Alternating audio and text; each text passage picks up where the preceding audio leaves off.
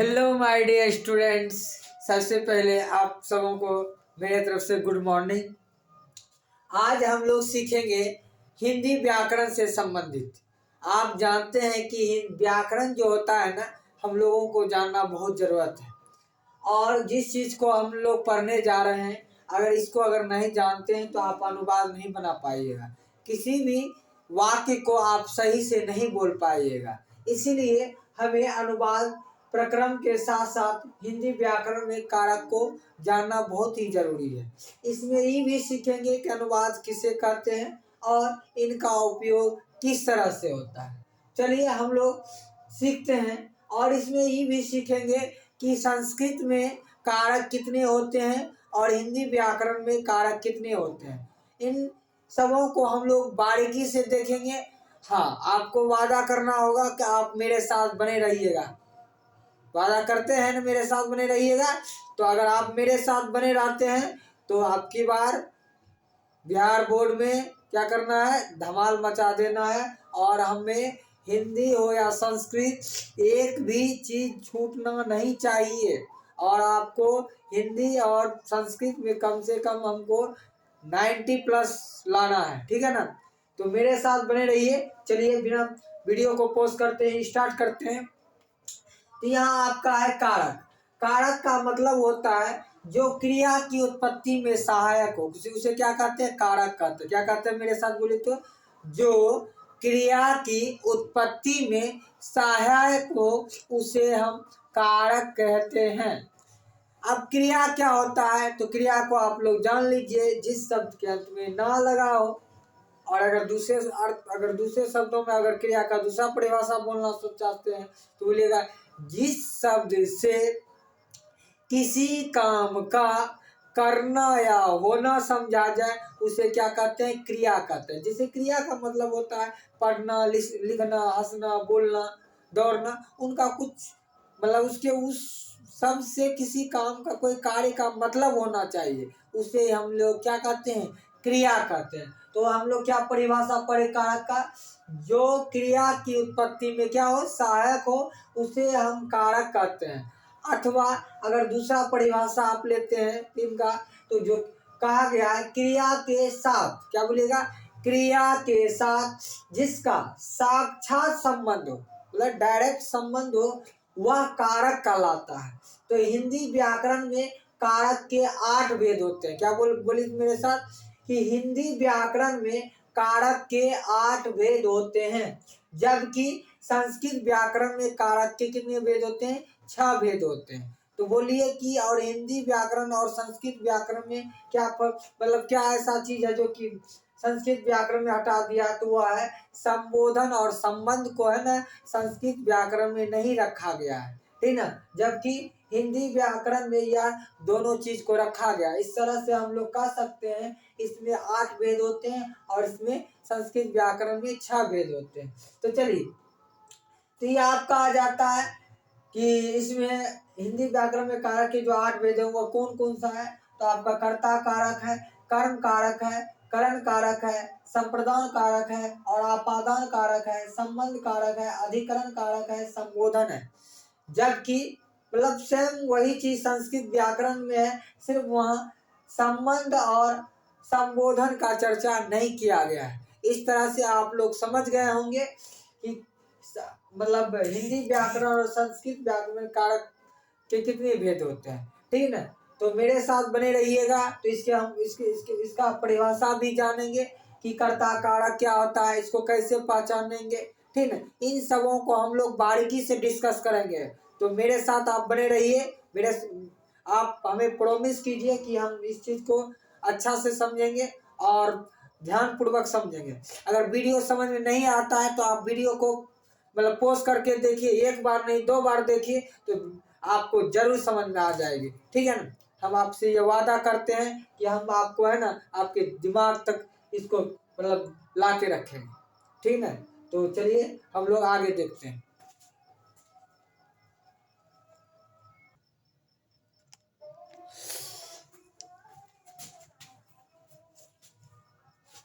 चलिए हम लोग पढ़ते हैं अनुवाद आपको बताए थे। अनुवाद, अनुवाद का परिभाषा होता है किसी भी भाषा को दूसरी भाषा में, क्या बोलिएगा मेरे साथ बोले तो, किसी भी भाषा को दूसरी भाषा में पढ़ना लिखना ही क्या कहलाता है, अनुवाद कहलाता है। तो इनके कुछ उदाहरण हम लोग देख लेते हैं। जैसे हिंदी व्याकरण में होता है राम पढ़ता है, क्या बोलिएगा, राम पढ़ता है।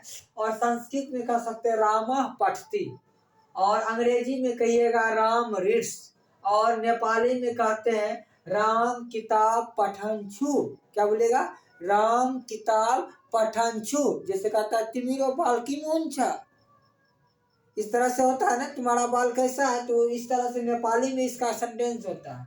मैथिली में कहते हैं राम पुस्तक पठेत अछि, क्या बोला, राम पुस्तक पठेत अछि। इस तरह से अनुवाद विभिन्न भाषाओं में अनुवाद बनाते हैं, ठीक है। तो चलिए हम लोग आगे देखते हैं।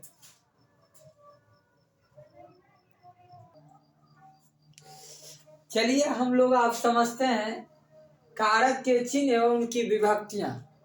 तो इसमें आप देख रहे होंगे, इसमें आपका कारक है, ठीक है, और चिन्ह है, और संक्षिप्त परिभाषा और विभक्ति है। जैसे आपको यहाँ दिख रहा होगा, पहला आपका आ जाता है कर्ता कारक, दूसरा कर्म कारक, तीसरा करण कारक, चौथा संप्रदान कारक, पांचवा आपादान कारक, और छठा संबंध कारक, और आपका आ जाता है सातवां अधिकरण कारक, और आठवां संबोधन कारक आता है। क्या आता है, संबोधन कारक। एक बार हम आपको देख लेते हैं, दिख रहा है कि नहीं दिख रहा है।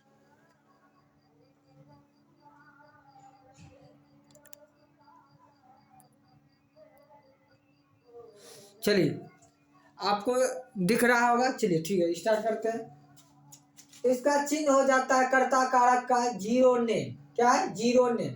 और इसकी संक्षिप्त का मतलब होता है शॉर्टकट परिभाषा। अगर हम लोग जाने इसके विषय में, तो कर्ता का परिभाषा होता है जो मतलब काम करे, या तो काम करने वाले व्यक्ति को क्या कह सकते हैं, कर्ता कारक कहते हैं। इसमें कौन सी विभक्ति होती है, प्रथमा विभक्ति होती है। देखिए जब तक इसको आप नहीं समझिएगा तो आप अनुवाद नहीं बना पाइएगा, इसलिए इसको सीखना बहुत जरूरी है। क्या है, बहुत जरूरी है। तो इसको आप सीखिए, बढ़िया से सीखिए, समझिए। चलिए हम लोग फिर आगे देखते हैं। कर्म कारक, कर्म कारक का चिन्ह होता है शून्य और ने, कहीं कहीं शून्य ने, और को भी इसका आता है, अब को का भी कह सकते हैं। ये आ गया, कर्म कारक का क्या होता है, जीरो ने को होता है। अब इसके संक्षिप्त परिभाषा की बात करें तो इसका संक्षिप्त परिभाषा है कि काम का जिस पर फल पड़े, क्या पड़े, काम का जिस पर फल पड़े, या आप दूसरा इसका परिभाषा दे सकते हैं, क्रिया का जिस पर फल पड़े उसे उसी को क्या कहते हैं, काम या क्रिया कहिए। जो पढ़ना लिखना हंसना एक तरह का काम ही होगा, उसको आप क्या कहिएगा, कर्म कारक कहिएगा। कर्म कारक होने पर वहाँ कौन सी विभक्ति लगती है, तो द्वितीय विभक्ति लगती है। कौन सी विभक्ति लगती है, तो द्वितीय विभक्ति होती है।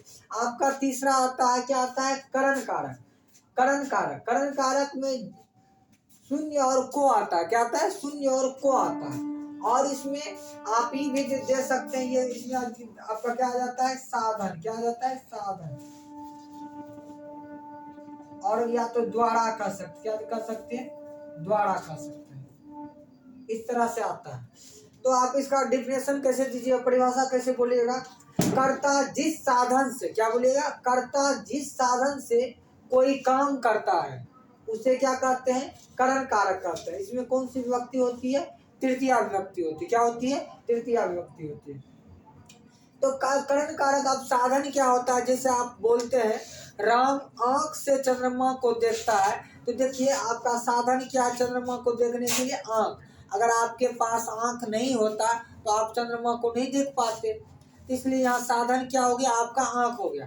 दूसरा लिखते हैं, मोहन हाथ से चित्र बनाता है। देखिए तो इसमें क्या हो गया इसका, और ये करण कारक का चिन्ह को नहीं बल्कि यहाँ आपका क्या आ जाएगा, से आएगा। क्या आएगा, से। क्या आएगा आपका, से आएगा। क्या आएगा, से आएगा, से बना लीजिए इसको। तो आपका क्या आ गया, यहाँ शून्य, यहाँ भी आपका थोड़ा सा इसको देख लीजिएगा, क्या आएगा, कर्म कारक में भी आपका शून्य को आएगा, और यहाँ करण कारक में आपका शून्य से आता है। क्या आता है, शून्य से।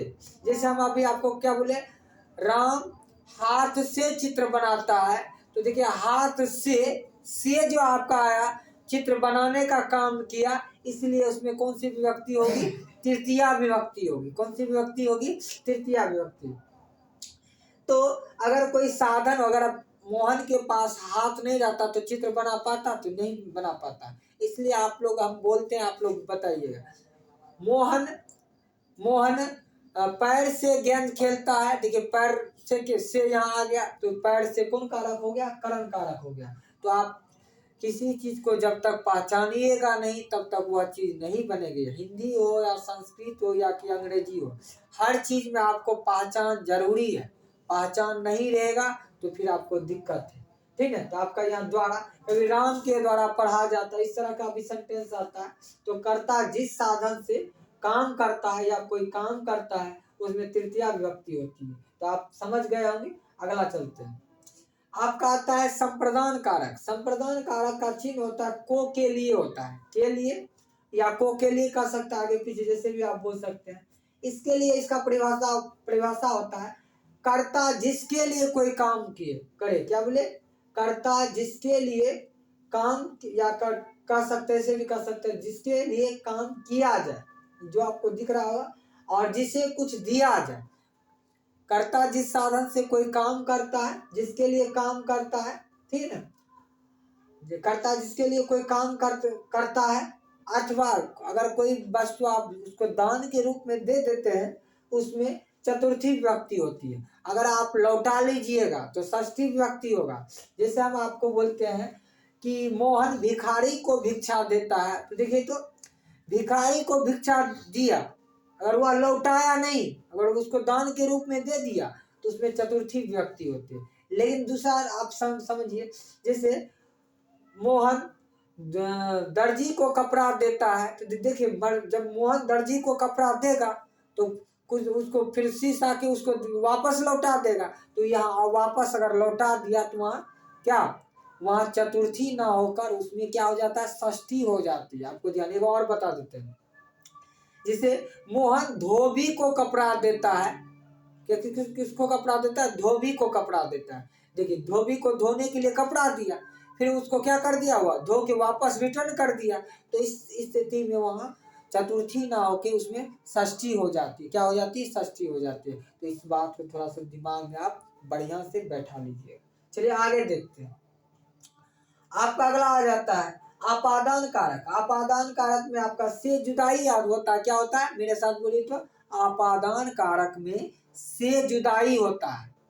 अगर एक निश्चित स्थान से कोई व्यक्ति या वस्तु का क्या हो, जुदाई हो, तो यहाँ लिखा हुआ है निश्चित जगह से दो व्यक्ति या वस्तु की जुदाई हो, तो उसे आप क्या कर सकते हैं, संबंध कारक कहते हैं। संबंध कारक होने के कारण इसमें कौन सी विभक्ति होती है, तो षष्ठी विभक्ति होती है। तो आपको समझ में आ गया होगा। अगला समझते हैं। तो ये अगर इसमें कह रहा है कि ये कारक जो होते हैं 6 कारकों से काफी भिन्न होते हैं। क्या होते हैं, फिर से मेरे साथ बोलिए तो, ये कारक क्या होते हैं, 6 कारकों से क्या होते हैं, भिन्न होते हैं। इसीलिए हम आपको बताए थे कि संस्कृत व्याकरण में सिर्फ 6 कारक ही होते हैं। ये क्या, इस कारक से भिन्न होते हैं। और संबोधन भी देखिए, यहाँ प्रथमा विभक्ति हो जाता है, और प्रथमा तो सेम आ गया। इस तरह से इन दोनों कारकों को नहीं रखा गया, लेकिन हम पढ़ने के व्यू से हमको पढ़ना जरूरी होता है। तो अनुवाद बनाने में इसका भी मतलब काम आता है, तो इसलिए पढ़ना तो जरूरी है। अधिकरण कारक में आपका में आ जाता है। क्या होता है, में पर। क्या होता है, में पर।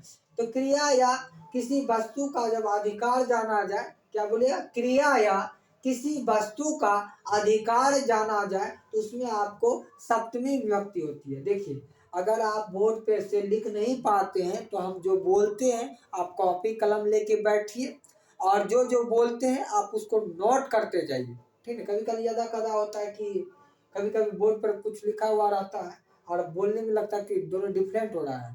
तो डिफरेंट नहीं होता है, आपका बोलने का वे जो होता है वह आपका उस तो मतलब टॉपिक से उससे मैच करना चाहिए, ठीक है ना। तो आपको समझना चाहिए। तो ये कभी ये नहीं देखेंगे बोर्ड पर तो कुछ सर जी और लिखा है तो आप बोल कुछ और है, इससे कोई मतलब नहीं होता है। ठीक, तो कुछ बोलने का आपका भाव जैसा हो, ठीक, लेकिन समझ में आनी चाहिए। अगला आ जाता है आपका सम में पर का अनुवाद। अगर सेंटेंस की बात करें तो जैसे होगा कि कभी कभी इसमें संबंध कारक में आप रारेरी भी ले सकते हैं। क्या रहता है? रारेरी। क्या बोलिएगा? रारेरी। इस तरह से आता है।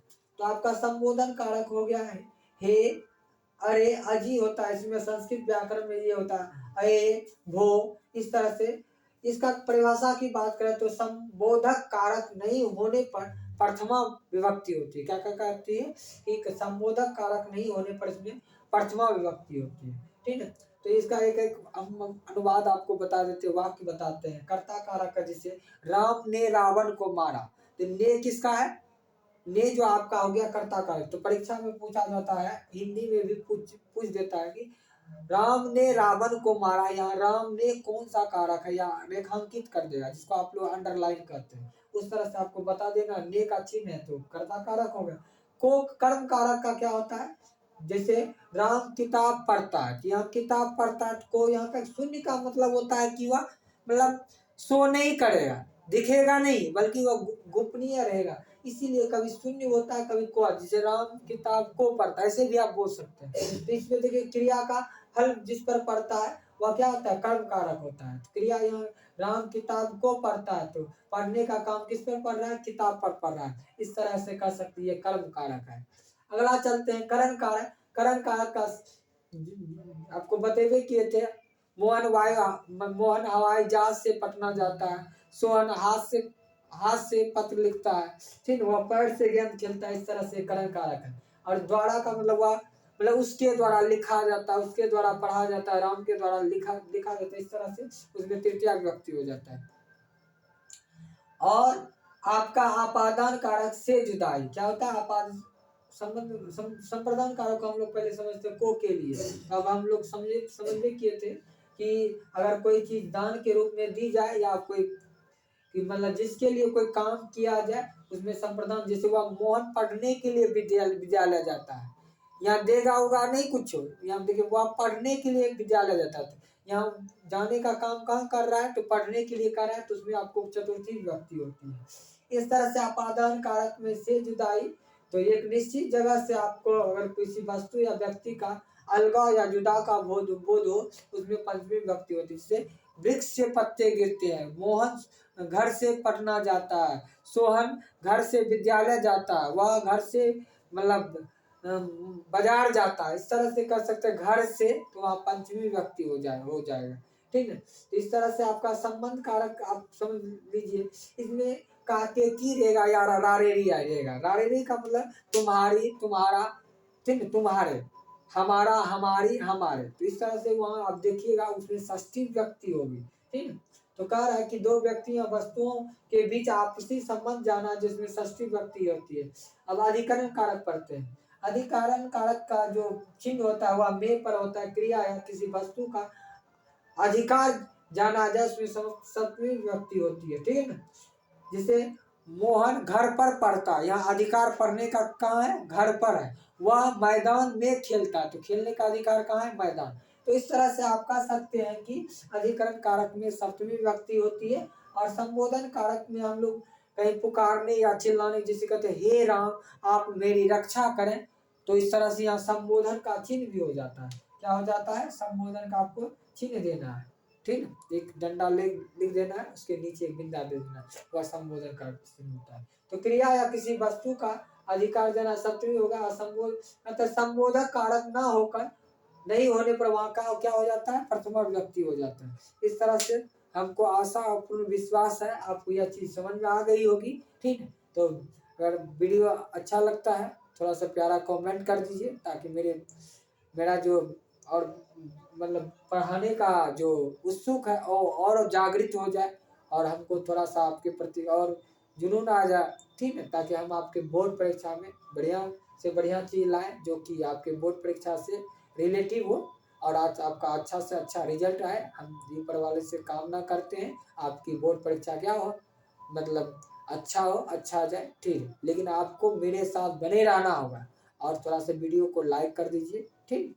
और सब्सक्राइब, अगर आप मेरे चैनल पर नए हैं तो प्लीज़ सब्सक्राइब कर दें, ताकि हम जो भी वीडियो बनाएंगे इससे संबंधित आपके तक वह वीडियो आपका सबसे पहले आपके पास इसका नोटिफिकेशन चल जाएगा, ठीक है। और उसको आप देख सकते हैं। अगर नहीं सब्सक्राइब कीजिएगा तो फिर आपको दिक्कत होगा, वीडियो बनाएंगे उसका नोटिफिकेशन जाएगा नहीं, फिर आप सर्च मारिएगा। इससे अच्छा है आप थोड़ा सा सब्सक्राइब, अगर नए हैं मेरे चैनल पर, अगर आपको समझ में आ रही है तो आप प्लीज़ सब्सक्राइब कर लीजिए, थोड़ा सा वीडियो को लाइक कर दीजिए और अपने दोस्तों में उसको शेयर भी कर दीजिए, ताकि और भी दोस्त को आपके जो भी दोस्त हैं उनको भी आपसे मदद मिल सके, ठीक है। तो कहा भी गया है, अगर आप किसी का मदद करते हैं तो ऊपर वाले आपको ज़रूर मदद करेगा, ठीक है। Thank you. ओके।